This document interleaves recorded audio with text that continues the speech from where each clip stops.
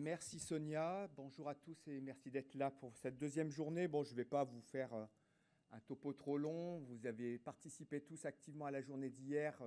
Rephraser mal ce qui a été bien présenté par les uns et les autres n'a pas vraiment de sens. Peut-être juste donc revenir sur 2-3 éléments qui m'ont marqué et qui peut être l'objet d'une discussion en cours de journée si vous voulez bien.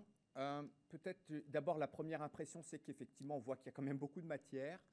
On a vu se dessiner hier, à travers les interventions des uns et des autres, un périmètre, un territoire, une thématique sur lequel il y a vraiment des choses à faire et qui se retrouvent à l'interface de la gestion des données, qui se retrouvent à l'interface de la réflexion sur qu'est-ce qu'on met derrière la santé, qui se retrouvent aussi très en phase avec comment est-ce que l'on peut reconstituer finalement les impacts. Donc on a vu tout ça, on a vu qu'il y a des choses à faire, on a vu qu'il y a probablement d'excellentes pistes de travail. Ça a été souligné aussi par Avisan, avec qui on portait finalement un message un peu commun, c'était qu'il y avait matière à réunir des compétences issues de différentes disciplines pour travailler ces questions-là. Donc peut-être mon premier point, c'est qu'effectivement, on est sur des questions qui nécessitent une mise de fonds importante, et donc qui ne sont pas faciles. Et donc on n'est plus du tout dans un petit travail de bidouille d'un scientifique dans son coin qui démontrerait avec un coup de chance que quelque chose dysfonctionne en relation avec la présence des pesticides.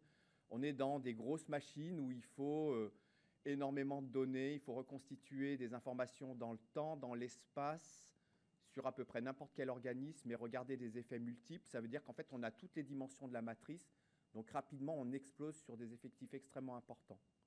Pour autant, j'ai trouvé, et ça m'a marqué hier, que dans tous les exemples qu'on avait eus, issus des travaux qui ont été présentés, chaque fois qu'on essaie de regarder, qu'on a une puissance d'analyse suffisante, chaque fois qu'on essaie de regarder un lien statistique, une association entre une exposition à des familles de pesticides et des dysfonctionnements chez l'humain, dans tous les projets qui ont été présentés hier, il y avait systématiquement, oui, on trouve quelque chose. Donc ça veut dire qu'on est quand même dans une situation où on a un vrai engagement moral, une vraie responsabilité à faire avancer ces choses-là. Alors on voit bien que dans le temps des projets, et donc sur 3 ans, on en est quand même souvent, c'était un peu vrai dans tous les projets, à essayer de constituer les bases de données sur lesquelles on peut travailler.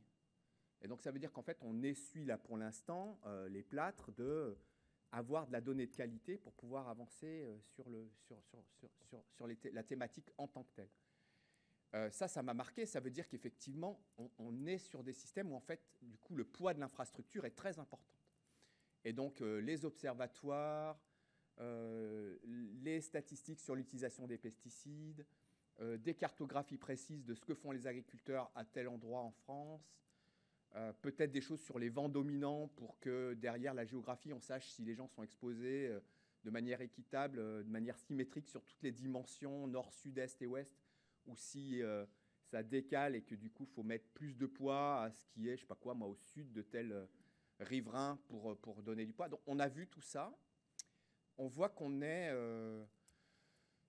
à la fois en mesure de montrer qu'il y a des choses à chercher et en même temps, on est finalement presque au balbutiement pour un certain nombre de choses. Il y a cette dualité-là. Voilà. Moi, j'ai ressenti ça comme ça. Après, on pourra en discuter ensemble. Donc là, les points, c'est beaucoup de monde autour de la table, beaucoup de disciplines, beaucoup de nécessité de pouvoir avoir accès à de la donnée et beaucoup de données. Voilà, ça, c'était ce que j'ai retiré. Le deuxième message, c'est qu'on avait fait quelque chose qui était santé humaine, santé de l'environnement, santé animale. Bon, alors c'était peut-être le biais de présentation et de l'organisation, donc ça sera peut-être rattrapé aujourd'hui. On a quand même vu beaucoup de choses qui étaient santé humaine centrées. Je n'ai pas de problème avec ça, ça faisait partie du périmètre, on avait dit que c'était acceptable. Mais du coup, il y a plein de fois où je me suis posé la question, finalement, si on devait rééquilibrer ou si on devait essayer d'aller plus loin, est-ce qu'on pourrait gagner à mobiliser mieux des avancées sur les animaux modèles, sur les espèces modèles. Je prends l'exemple d'hier sur perturbateurs endocriniens. Les 2 exemples qu'il a retenus, alors s'appuyaient sur des observations environnementales. finesse des œufs d'oiseaux et donc problème effectivement avec la démographie des oiseaux et ou dysfonctionnement de la reproduction chez un alligator, un saurien. Et puis après, en fait, on voit que pour arriver à faire la démonstration, on revient sur le modèle humain et il faut 20 ans pour arriver à avoir un truc à peu près carré dans tous les sens. On se dit, mince, mais enfin, si on est hyper pressé par le temps et qu'il faut qu'on arrive à cracher une liste des perturbateurs endocriniens, parce qu'on en a vraiment besoin pour pouvoir aider à décider quelles molécules on sort, en fait, on ne va pas pouvoir travailler sur des pas de temps de 20 ans. Et donc, il faut absolument qu'on trouve comment on accélère ce processus-là. Et donc, je n'avais pas de réponse, puis je pense que c'est vraiment une question, et donc elle est très ouverte, mais comment on utilise la drosophile, comment est-ce qu'on utilise des poissons qui ont une propension à changer de sexe au cours de leur vie et qui peuvent montrer des dysfonctionnements endocriniens forts. Est-ce qu'on a des modèles biologiques sur lesquels on peut avancer beaucoup plus vite sur l'identification des perturbateurs endocriniens?